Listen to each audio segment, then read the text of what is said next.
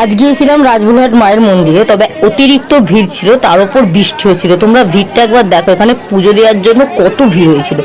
যারা মায়ের মন্দিরে আসতে চাও তারা কিন্তু অবশ্যই রাজবল্লভী মায়ের মন্দিরে একবার হলেও ঘুরে যাবে।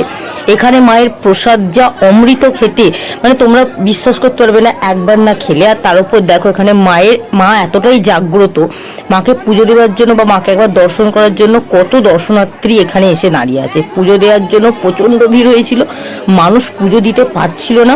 তো অনেক বেলা পর্যন্ত এখানে পুজো দেওয়া হয়েছে। তার উপর দেখো বৃষ্টি এসে হাজির হয়েছিল, আর বৃষ্টি এসে হাজির হওয়ার কারণেই কিন্তু আমরা ওপরটা করে দাঁড়িয়েছিলাম। তারপর এদিকে বৃষ্টি থামতে পুজো দেওয়া শেষ করে তারপর আমরা প্রসাদ খাওয়ার জন্য 1 ঘন্টার ওপর বসেছিলাম। তারপর এখানে প্রসাদ দিয়েছে।